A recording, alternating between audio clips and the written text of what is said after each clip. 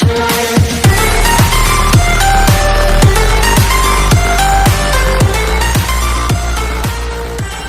baik, kita akan membahas soal nomor 1. Nah, soal nomor 1 berbunyi, atom yang dalam tabel periodik terletak dalam golongan 10 adalah.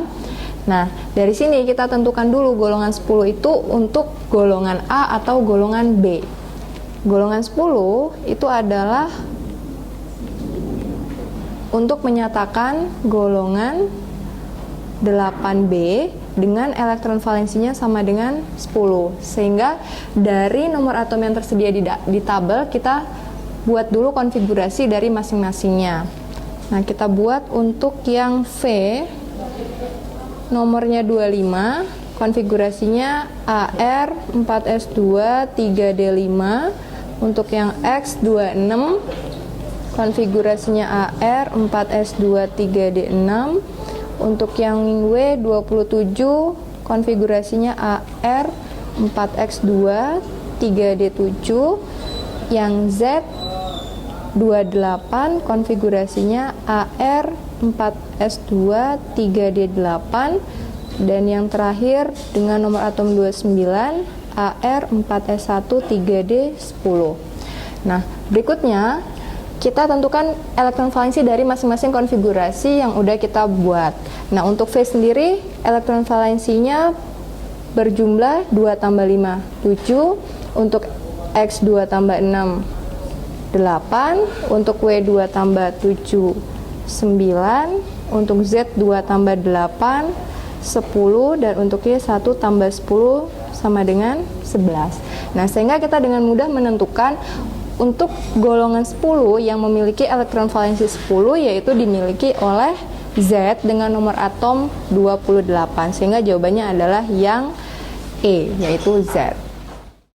Kita lanjut pembahasan soal yang nomor 2. Nah, di soal nomor 2 ini berbunyi, pada keadaan dasar, dua atom yang mempunyai dua elektron tidak berpasangan adalah. Nah, langkah pertama adalah kita harus mengkonfigurasi dari nomor atom yang tertera di tabel. Oke, kita mulai dari yang atom K dengan nomor atomnya 14, di mana konfigurasinya adalah Ne 3S2 3P2, lalu M dengan nomor atom 15, Ne 3S2 3P3, L dengan nomor atom 16, Ne 3S2 3P4, O dengan nomor atom 17, Ne 3S2 3P5, lalu yang terakhir adalah N 18, Ne 3S2 3P6. Nah, lalu selanjutnya dari konfigurasi ini kita tentukan orbital dari elektron yang terakhir. Nah, untuk subkulit yang P kita tahu orbitalnya adalah 3. Nih, yang terakhir juga P 3, yang terakhir untuk L juga P. Jadi semuanya subkulit terakhirnya adalah P. Nah, lalu kita tuliskan elektron dalam orbitalnya.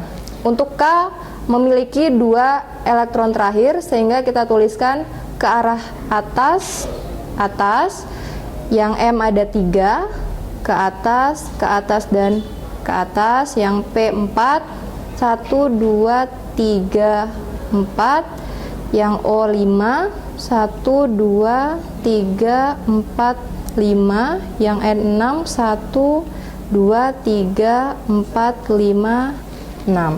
Nah, selanjutnya dari penulisan orbitalnya kita bisa langsung menentukan di mana atom yang hanya memiliki 2 elektron tidak berpasangan, yaitu dimiliki oleh K, ini ada 2, 1, 2, dan dimiliki oleh L, ini ada singlenya 1 dan 2, yaitu jawabannya K dan L, sehingga jawabannya adalah yang E.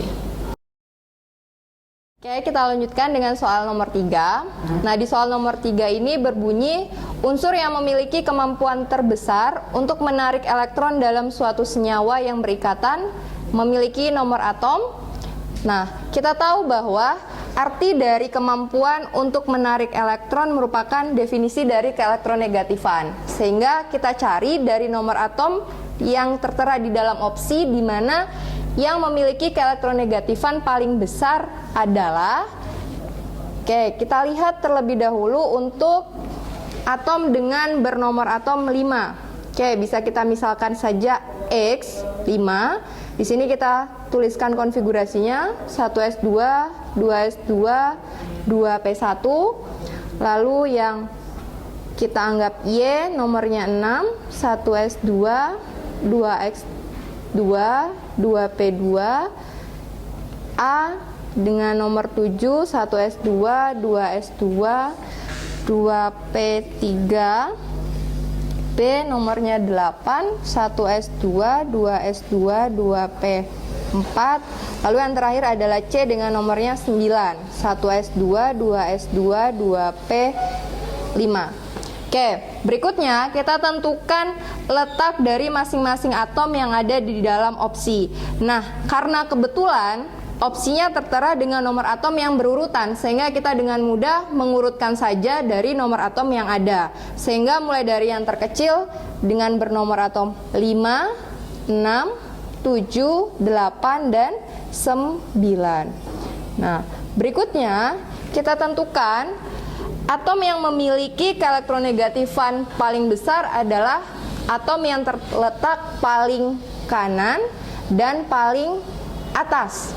Nah, karena atom-atom ini terletak hanya secara horizontal, sehingga yang paling kanan adalah nomor atom dengan nomor 9, yaitu di sini kita misalkan sebagai C, sehingga jawabannya adalah yang E. Oke, kita bahas soal nomor 4. Nah, soal nomor 4 ini berbunyi, atom yang mempunyai nilai afinitas elektron paling rendah adalah, nah, terlebih dahulu kita konfigurasiin dulu. Untuk B, 5, 1s2, 2s2, 2p1. Di sini kita bisa langsung menentukan, oh ternyata letaknya di golongan 3A, periodenya 2. J6, 1s2, 2s2, 2p2, golongannya 4A, periodenya 2. Untuk K7, 1s2, 2s2, 2p3, golongan 5A, periode 2. Dan N12 kita bisa menggunakan Ne, lalu 3s2, golongannya 2A, periodenya 3. Dan yang terakhir adalah Z13, Ne 3s2, 3p1, golongannya 3A, periodenya 3. Nah, lalu kita buat atom-atom ini seolah-olah berada dalam tabel periodik unsur. Nah, terlebih dahulu kita cari yang terletak dalam golongan yang sama. Dan ternyata yang terletak dalam golongan yang sama adalah yang B dan yang Z. Maka ini kita tuliskan di atas B, di bawahnya Z. Lalu ada tidak yang berada dalam satu periode yang sama dengan B ataupun yang Z? Dan ternyata yang terletak seperiode dengan B, yaitu periode 2, adalah J dan K. Sehingga kita bisa tuliskan di kanannya B itu ada J dan di kanannya J itu ada K. Lalu si N itu terletak di sebelah kirinya Z. Nah, di sini bisa kita tulis N. Nah, sehingga dari susunan atom yang udah tertera dalam tabel periodik ini, kita tentukan afinitas elektron yang paling rendah itu dimiliki oleh atom yang mana. Nah, kita ingat lagi kecenderungannya bahwa semakin ke kiri dan semakin ke bawah, afinitas elektron itu semakin kecil. Sehingga kita bisa menentukan yang letaknya semakin kiri dan semakin bawah itu adalah si N. Sehingga afinitas elektron paling rendah dimiliki oleh atom N dengan nomor atom 12. Sehingga jawabannya yang D. Oke, selanjutnya kita bahas yang soal bernomor 5. Nah, berbunyi soalnya unsur yang mempunyai sifat non-logam paling besar dimiliki oleh atom dengan nomor 13, 14, 15, 16, atau 17. Nah, dari nomor atom yang diberikan, ternyata nomor atomnya memiliki kemiripan. Jadi langsung saja kita bisa langsung mengurutkannya mulai dari yang terkecil, yaitu bernomor 13, 14, 15, 16, 17. Nah, jadi kita bisa langsung dengan mudah mengurutkannya. Nah, sekarang kita lihat unsur yang memiliki sifat non-logam paling besar itu adalah unsur dengan letak yang paling kanan. Jadi paling kanan itu unsur dengan sifat non-logamnya paling besar. Lalu dengan mudah kita bisa menentukan adalah untuk unsur yang bernomor atom 17, yaitu dimiliki oleh si Y.